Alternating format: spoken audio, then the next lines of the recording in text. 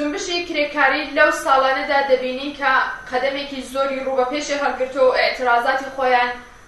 نیشان دەدەن بە هەموو شێوەیە و بەتایبەت لە کوردستان کە شاهدی ئێعترازاتی وەسیعی کرێکاران لە هەموو زەمینەکاندا بووین. سەبارەت بە مەسەلەی مشکلات و مەعزەلاتی کرێکاران و باسکردنی زیاتر لەسەر وەزعیەتی کرێکاران و توێژێکمان هەیە لەگەڵ شۆجای ئێبراهیمی یەکێک لە کادرهای حیزبی کۆمونیستی کرێکاری ئێران حکمەتیست. شۆجای ئێبراهیمی بەخێر بێ بۆ ستودیۆی تلوزیۆنی پارتۆ.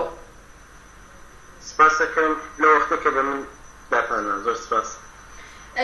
بە نەزەری ئێوە شۆجای ئێبراهیمی مشکلاتی پێشڕۆی کرێکاران لە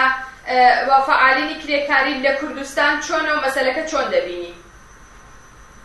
بڕوانن مشکلات پێشڕۆی توا فعالین کارگەری لە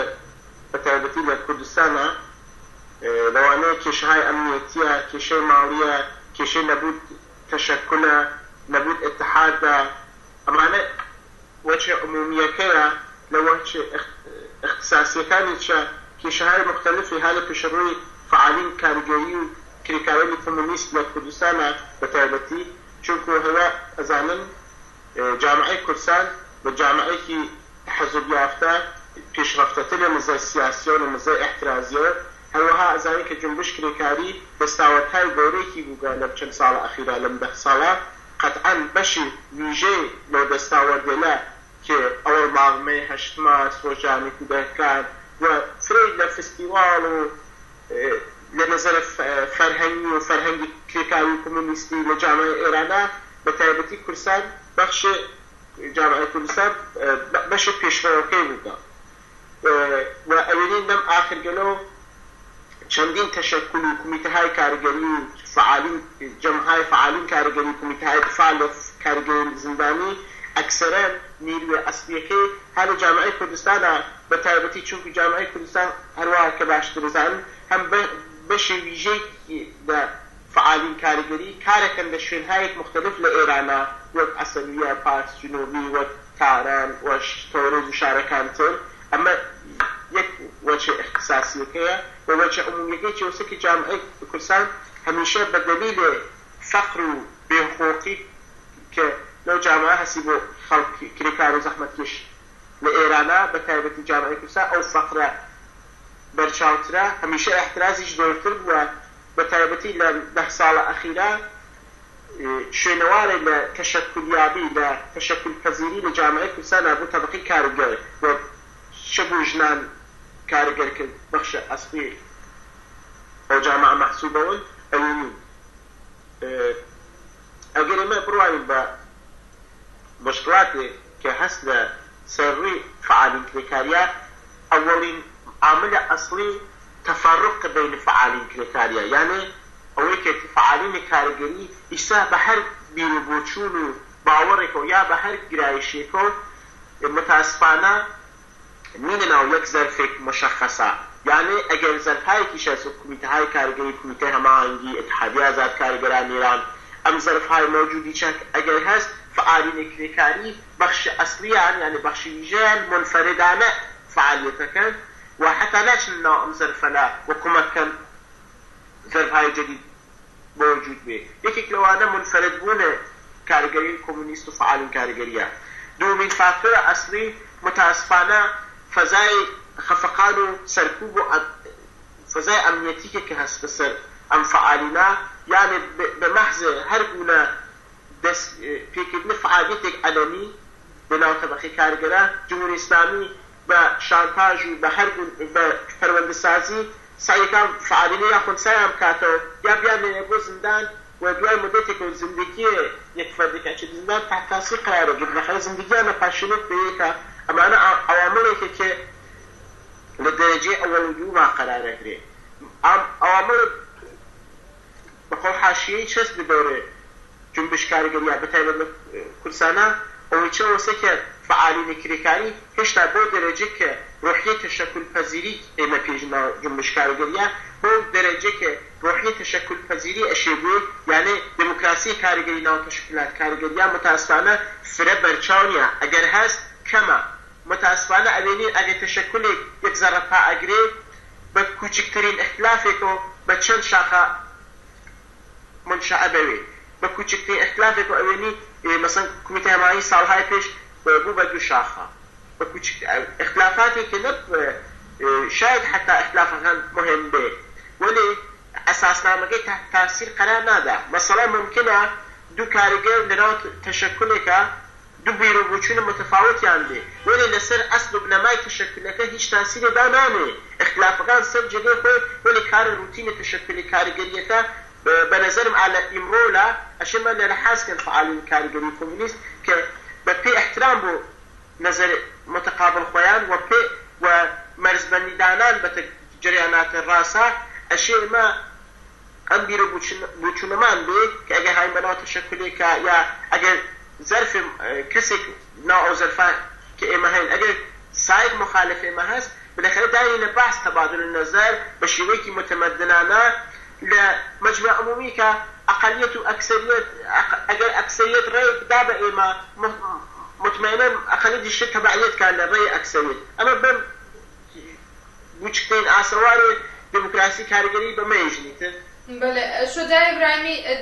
دست مثلا مسئله که لطولی او ماوی دا دبینین که تعدادی که زور لکلیکاران دستگیر کراونو جمهوری اسلامی فشاری بو هناون و هر وها سریکیش آزاد کراون نظریه و راجب و مسئله چه و چونی دبینی پیتان وای چونه؟ بله اما مشخصا اگه به جامعه کردستان متواشات فعالین کارگری مخصوصا اعضای کمیته هماهنگی او کسانی که آزاد بودن ماوی حکمکیان تو بوگا یا ماوی کردی ماوا جمهوری اسلامی تیگه با کم خرجام کم آزاد یعنی کرگا یعنی اونیه که لطفی که جمهوری اسلامی کس آزاد که اگر اوینن که مقدار صبوری و افشین ندیمی آزاد یاگن بقرار وثیقه‌ای که صینین یعنی پرونده هشتال جریانا وقطعا حکمی چیبوت او پرونده گلا يعني جاري حكماته لو قرار حكم ثانويه با هنا سيستم رواه اداري جمهوري اسلامي يعني تاثيري كي نوغلا مبارزه طبقه كارجه تاثيري كي نوغلا واكا جمهوري اسلامي قامت متدواوا يعني ابيني ما فعالين كارجري مهابات دسكيركا ك هو باشتر زاك ميته دفاع فعالين كارجري دسكيريا مهابات تشكيل بوغا كان خوشتا بروتي قالت له علينا بو إشارة كان جمهوري الإسلامي هذا الشرائط تمنع خطرك إحساسك للطغيان في دهاء اجتماعي والطغيان المردم لدواء فاز دومي يارانا كانوا بتايبتي لجامعي كرسانة كجامعي همیشه معترض بوغا قالت يا هر جوري بوغا فعالين واكتيفيلي كانوا طبقه كارگرا لو جامعه خنسایان كاتو یا بيان خابزن دا یا پروندسازیان بوكا یا بالاخره اختلاف افكاني كانوا جنبش كارگريا اما سيستم كاري جمهوري اسلامي بو همیشه اشي فعالين كارگري هیچ خوشبین نوعی که رفیق کان آزاد بوغا مثلا ما یونین لم رجان گذشته وفا قادری آزاد بوغا عیسی پدرام نصر اللهی اواخر حکمکه نبز پدرام نصر اوش عضو کمیته همایی فعالین کارگریه وفای قادری آزاد بوغا ام رفیق لك آزاد بوغا حکمکه انتوا بوغا يعني اولوگه که جمهوری اسلامی لطف که با کسی حکمی داگه پیان لدادگاه ناعادلانه و خستیان یس زندان بجرمی که هیچ وقت لهیچ کنه لقانون آین دادرسیه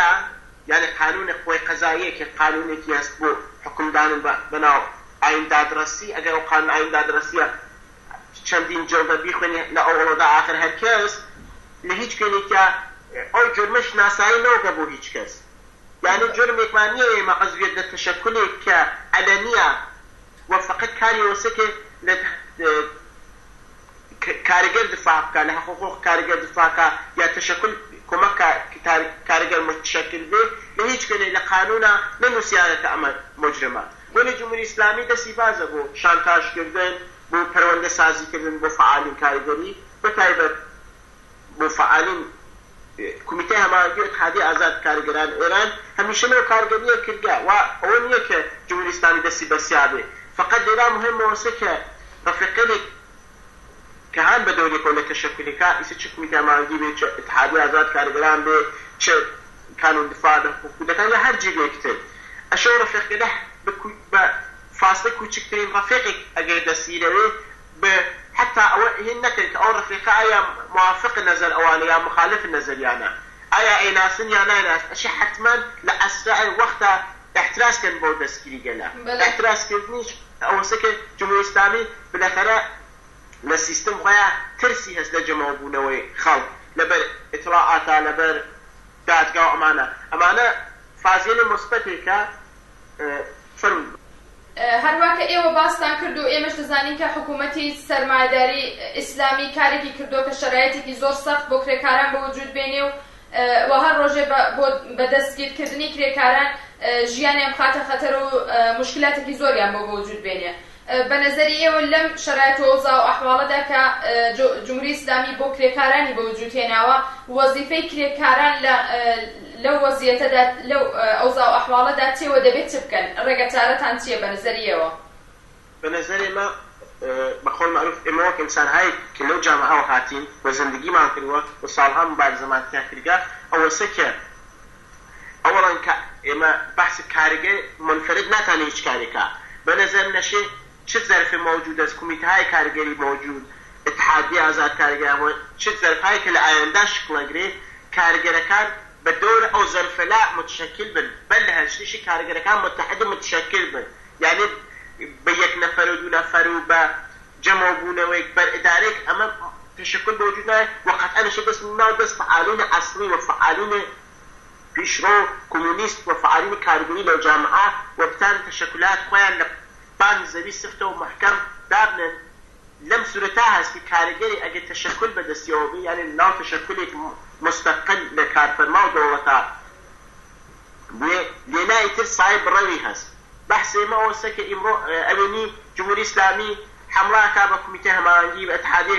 ئازاد کارگەران یان بە تەشەکلات تر گەرێکی هەر جۆرێکت پەروەندەسازیکا بۆ فعالینەکەی بۆ تاریخچەکەیان پەروەندەسازیەکە بۆ هەرچی کاری بحث وسك أم تشكيلات مستقلة شو مستقلة دولة ووابستگی چن چه أورگانيك چه غير أورگانيك بهيج جريان و گروه حزبي خاصي نیه که جمهوری اسلامی همیشه پرونده سازی که با عرف انسان ولو رفیق لیکه هنه تشکلات کارگریه و قصيش يعني فقط أقول كارجر ثاني حقوقي أجد حقوقي بخورو نميري في آن حتى أو حقوقه 5 ماه 6 ماه إخنا دواوا قصي أمر رفق له بقول كارجر شو متشكل به أو اشتكى الجمهورية الإسلامية بولي سنجا نبايا لآير أو لسازمان الجهاني وبولكي خوارجا مقاومة مكاني في إمزاكرجا هزار دانبوامي بيجركا لصندوق بين النادي بول بناو كارجر لإيرانا كارجر استثمارك حتى إجازة أو تشكلك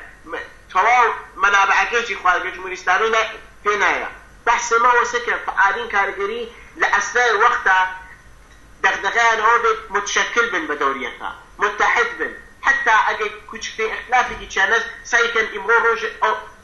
بحث كدنا اختلافاتنا اختلافات بالاخره نفذات شفاف ولبان زي سرتو لمجمع عمومي كأتاني مورد بحث به ولناوي أم اختلافات بتبع أسهو يا أم اختلاف صليخة قلال بتبع أسهو ك تبقي كارجان بخصوص لكرسانا سرعتك كما بيتو يا تفرقة بوجود بين الصفوفك يا وتم كارجان لكرسانا تشل إيرانا بخصوص لكرسانا ك بحثك ولا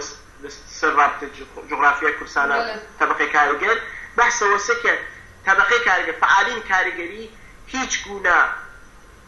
نفطك ناون لا منفرد بونا ولي دەتوانین بڵێ متشکل بوونی کرێکاران دەتوانێت جواب دەرەوەی ئەو شتانە بێت و بتوانێت ڕێگەچارەیەک بێ بۆ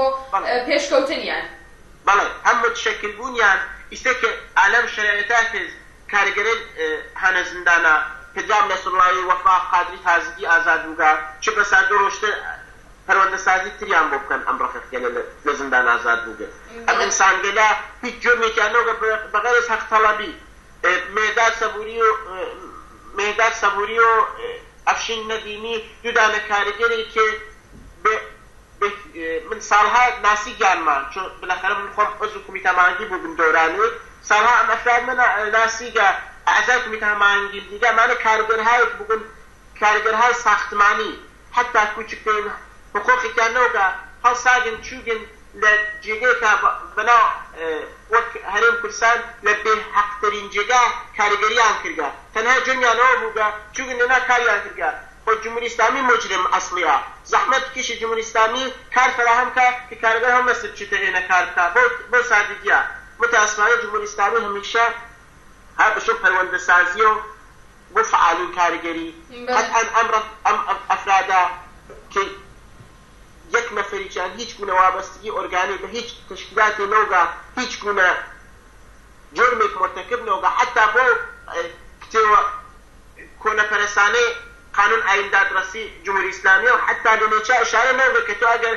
دفاعکەی لە کارگەر ئەشە بتخەنە زندان ئەگەر دفاعکەی لە حەق تەشەکر کارگەر کە جمهوری ئیسلامی خۆی ئیمزای کردە مقاومەتنامەی سازمانجانی کار ئەسڵان هێنێنە هیچ جرمی محسوب ناوێت متاسفانە جمهوری ئیسلامی و سوپای پاسانی و وزارەتی ئیطلاعات لە ئێرانە هەمیشە هەر بەشێ پەروەندەسازی و ئەرئاب و تەفرقە ئەفکەنی لەناو بین سفوف تەبەقەی کارگەرە و هەمیشە هەرمزگای ئەگەر تەعدادێکیش ئازادەون لە جێنشین ئەوانە پەی نەفەر ئەخاتە زندان ئەوە نییە کە جمهوری ئیسلامی دەستی بۆ سەی لە شکێتەوە ئازاد ببەخشە دێمە وەسەتی بەحسەکەتەوە بەخاترین بە بۆنەی نەبوونی وەختەوە مەجبورم مساحبەکە تەواو بکەم بۆیە قسەکەت پێین دەکەم بەحسەکەت پێ دەبڕم ببەخشە نەخواشەکەم مەمنونم کە لەو فرسەتەکە دیاتان اختیار مەمنون بۆ ئێوەش کە لە بەرنامەکە ئێمەدا شرکەتتان کرد و وەختی خۆتان بە ئێمەدا سپاس بێەوە بینەرە نێزد و خۆشەویست دەگەڕێنەوە بۆلاتان